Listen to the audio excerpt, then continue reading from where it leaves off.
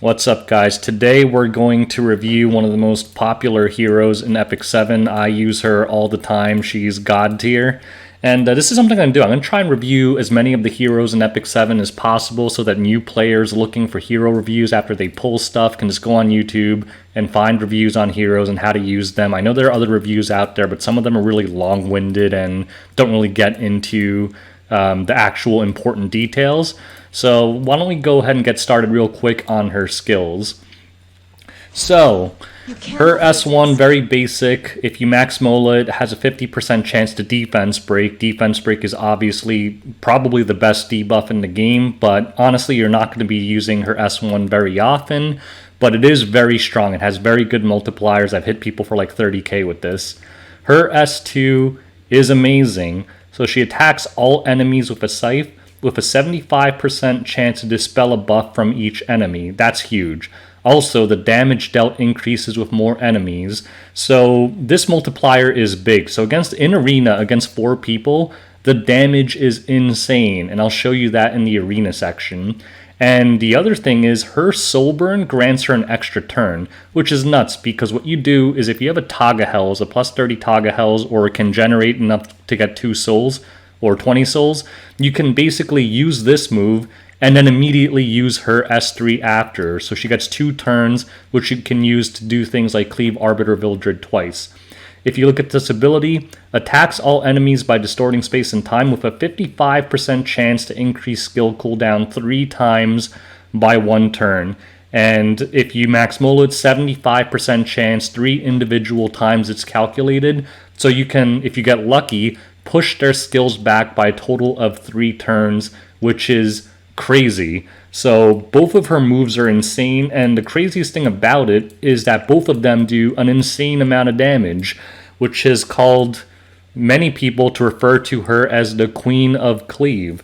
When you pair her with something like Oxalots, and we'll show you that in a little bit, she's probably one of the strongest cleavers, if not the strongest cleaver in the game, and we'll show you that in a little bit. But first, let's go over builds.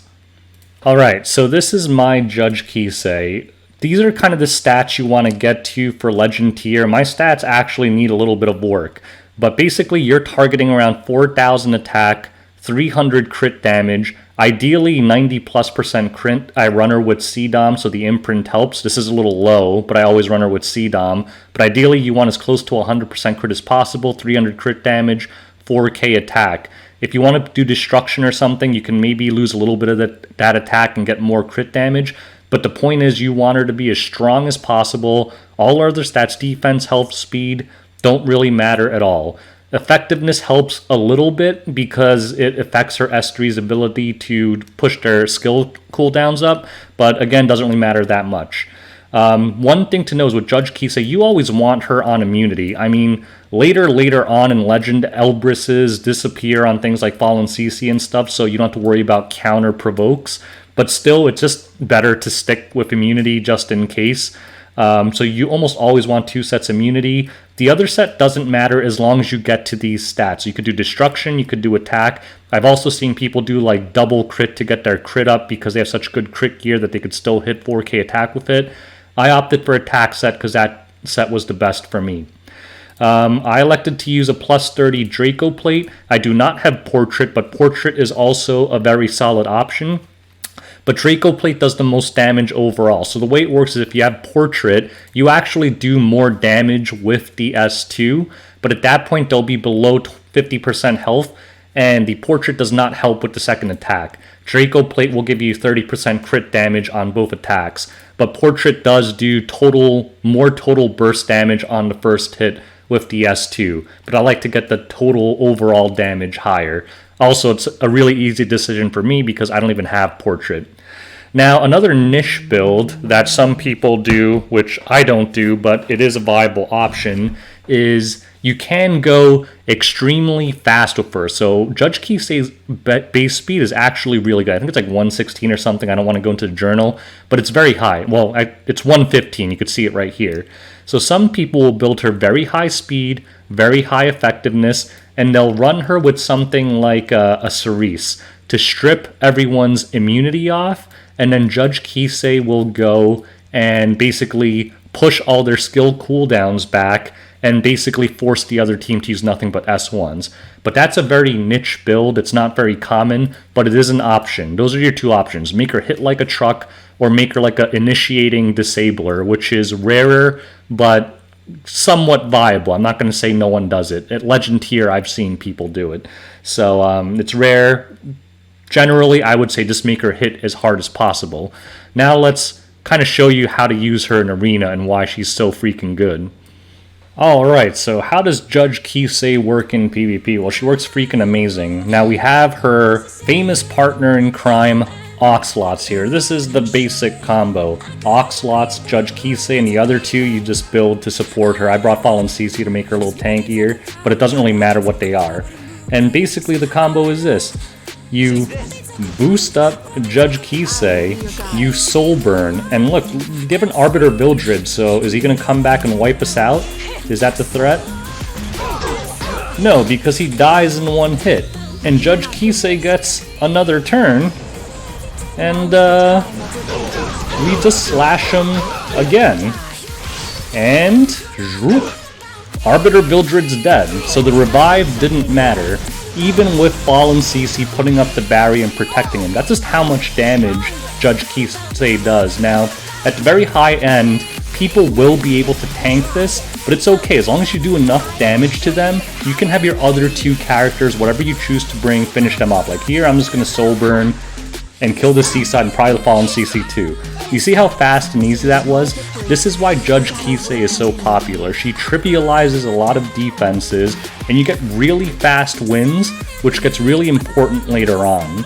So that's basically the idea with Judge Kise. If you don't have Oxlots, I didn't have him for a while, I use something like Tywin instead to boost her up, and he also has the advantage of giving her a crit buff. It doesn't matter. The point is get Judge Kise attack buff, get her to go, and she's going to wipe out their entire team. And this exact same strategy is how you utilize her in Guild Wars and RTA as well. And I'll show you a few clips of that. I don't want to go ahead and do that, but basically, no matter how you're running her and what content you're running her, basically give her attack buff, and she's going to annihilate the other team.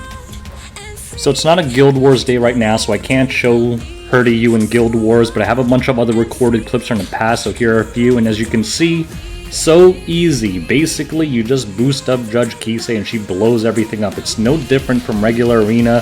She does the exact same thing in RTA.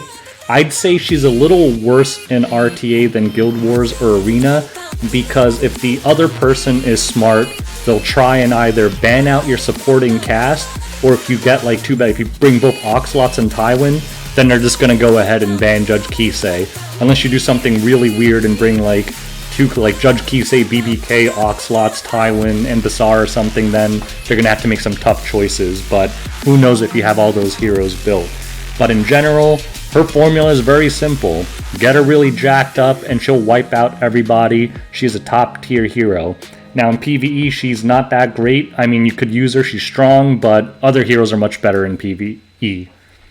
So there we go, let's sum this video up. Basically, if you ever pull Judge Kise, you're one lucky bastard because she's one of the best characters in the game. Also, I forgot to note her self-imprint is attack, so it is useful to imprint her. I mean, you don't really care usually about giving your team effectiveness, so self-imprint her and she'll do even more damage. But she's called the Queen of Cleave for a reason, or some people also refer to her as Jugs Kise. I don't know how she got that name. I don't know where that came from. But basically, she is one of the strongest heroes in the game. If you have Oxlot, you have a I win button that will carry you to champion, even with suboptimal gear. So easily one of the best PvP cleavers in the game. In PvE, she's not very good, not very important, but nonetheless, she is one of the most popular and widely utilized PvP characters in the game, so if you get her, congratulations. Build her, max mola her right away. I mean, you don't have to mola her S1 if you're short, but definitely max mola her S2 and her S3. You won't regret it. So anyways, that's my Judge Kise review. If you want to see more reviews in the future, I'll be doing a lot of the MLs, a lot of the popular Nat 5s. Make sure you like and subscribe to the channel. Thanks for watching, and see you guys later. Peace out.